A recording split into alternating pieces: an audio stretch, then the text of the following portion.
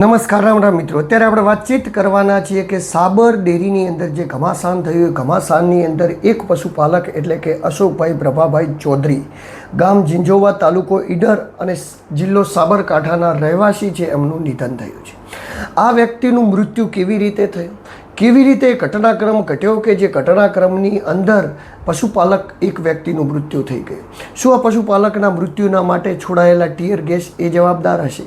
શું આ પશુપાલકના મૃત્યુ માટે કોઈ અન્ય વસ્તુ જવાબદાર હતી? કેમ આ પશુપાલકનું મૃત્યુ થયું એના વિશે આપણે ડિટેલમાં જવાના છીએ. પરંતુ એ પહેલાં આ વિડીયોની અંદર નવા આવ્યા હો તો મારી ચેનલને લાઇક, સબસ્ક્રાઈબ અને ફોલો કરી દેજો, જેથી હું આપણા માટે આવા અદ્ભુત વિડીયો બનાવતો રહું.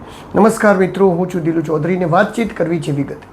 સાબર ડેરીનું ઘમાસાન થયું. ઘમાસાન એ ભાવભેર બાબતને થયું. ભાવભેર ઓછો ચૂકવવાની બાબતે જ્યારે પશુપાલકોએ હોબાળો કર્યો ત્યારે પોલીસે પણ ટીયર ગેસ છોડવા પડ્યા અને ટીયર ગેસ છોડાયા અને લગભગ ઘટના સ્થળે એવી પરિસ્થિતિ સર્જાઈ કે ક્યાંક ઘણા બધા પશુપાલકોને ઈજાગ્રસ્ત થયા, જેની અંદર પશુપાલકોને કોઈ દમ અસ્થમા હતો, કોઈને એલર્જી હતી, એવા ઘણા બધા લોકોને ખાંસીથી લઈ અને શ્વાસની ઘણી બધી તકલીફો થઈને ત્યારબાદ ઘણા બધા પશુપાલકોને હોસ્પિટલમાં પણ જવું પડ્યું. લગભગ 25થી વધારે લોકોને પોલીસે અટકાયત કરીને હજી સુધી પણ જેલમાં રાખ્યા છે. તેમના ઉપર કઈ ધારા, કઈ કલમ લગાવવામાં આવેલી છે એ જેવી માહિતી આપણા સુધી આવી જશે એવી તમારા સુધી એ પણ પહોંચાડી દઈશું. પરંતુ આ બધાની વચ્ચે એક અશોક ચૌધરી, જેમનો સ્ક્રીન ઉપર ફોટો શેર થઈ રહ્યો છે, એ વ્યક્તિનું નિધન થઈ ગયું.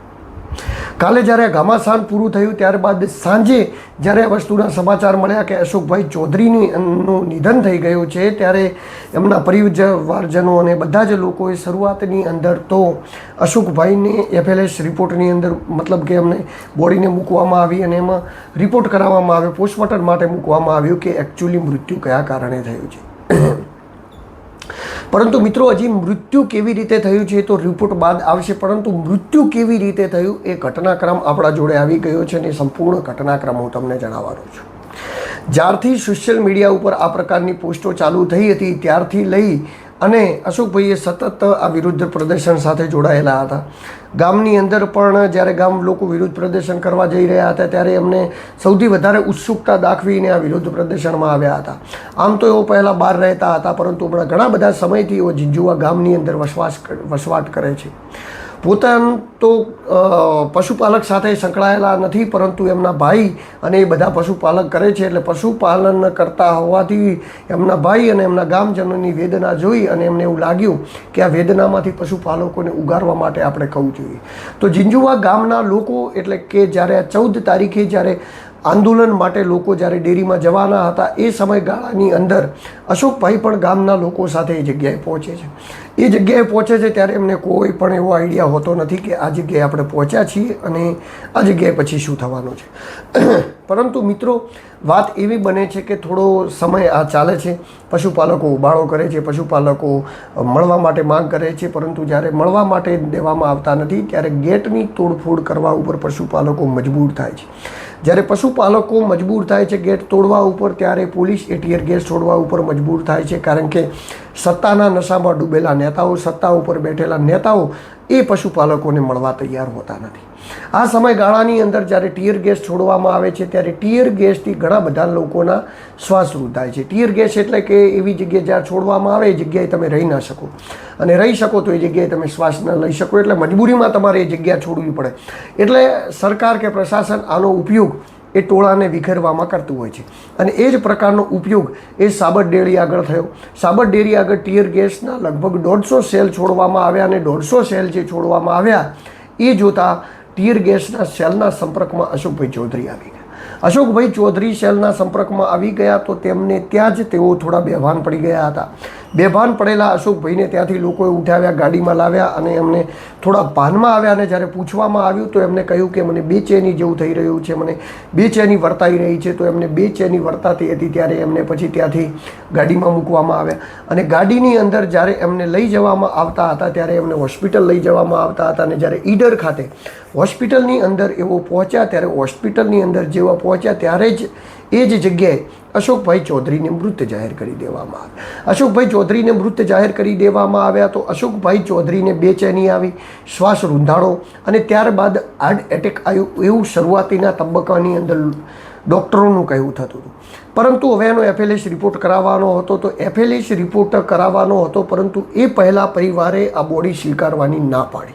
પરિવારે જ્યારે આ બોડી સ્વીકારવાની ના પાડી તો આ બોડીનું તાત્કાલિક સમાધાન માટે ત્યાંના સ્થાનીય એટલે કે ઈડરના સ્થાનીય ડિરેક્ટર અશોકભાઈ પટેલ, ત્યારબાદ સાબર ડેરીના વાઇસ ચેરમેન ઋતુરાજ ચૌધરી, આ બંને લોકોએ સમાધાન માટે ત્યાં આવી ત્યાંની જે કમિટી હતી ચેતન પટેલ અને બીજા 3-4 લોકોની, તો બધા જ લોકો જોડે એમને મુલાકાત કરી અને આની અંદર સમાધાન કયા બેઝ ઉપર થઈ શકશે અને કેવી રીતે થઈ શકે એની પણ વાતચીત કરવાનું કર્યું. પરિવારને મુઆવજો માગ્યો અથવા તો મુઠ્ઠી બંધ કરીને ખૂબ જ બધો મુઆવજો, આવી ઘણી બધી લાલચો એ જગ્યાએ આપવામાં આવી, પરંતુ પરિવાર એ સમયે એકનો બે ન થયો. ત્યારબાદ ઘણા બધા આગેવાનો અને ઘણા બધા આંદોલનકારીના લોકોના સમજાવવા બાદ પરિવારે ઈડરથી હિંમતનગર ખાતે બોડીને FLH એટલે કે પોસ્ટમોર્ટમ રિપોર્ટમાં મૂકી. હવે પોસ્ટમોર્ટમ રિપોર્ટ તો આવવાનો બાકી છે, પરંતુ અત્યારે જેવું પોસ્ટમોર્ટમ પતી જશે એવું જ આજે 2 કલાકની અંદર એ બોડીને એટલે કે અશોકભાઈની બોડીને, અશોકભાઈની શહીદ થયેલી બોડીને લાવવામાં આવશે ઝીંઝુવા ગામમાં અને ઝીંઝુવા ગામની અંદર એમને અગ્નિ સંસ્કાર આપશે.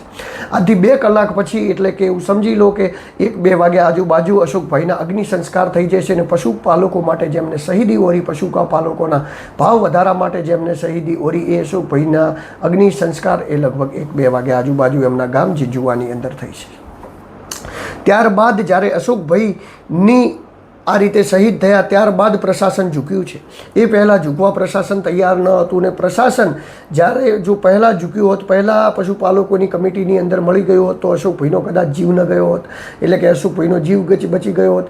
3-4 પોલીસવાળા ઘાયલ થયા એ ન થયા હોત, ઘણા બધા લોકો ઘાયલ થયા એ ન થયા હોત, બધા જ લોકો બચી જોત. પરંતુ અહંકારમાં ડૂબેલા આ નેતાઓ જ્યાં સુધી કોઈનો જીવ ન લેવરાઈ જાય ત્યાં સુધી તો એ ક્યારેય ઝૂક્યા જ નથી.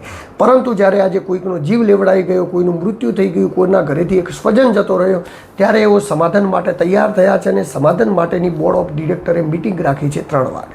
હવે 3 વાગ્યાની મિટિંગની અંદર શું થવાનું છે, શું નથી થવાનું એ પણ બતાવીશ.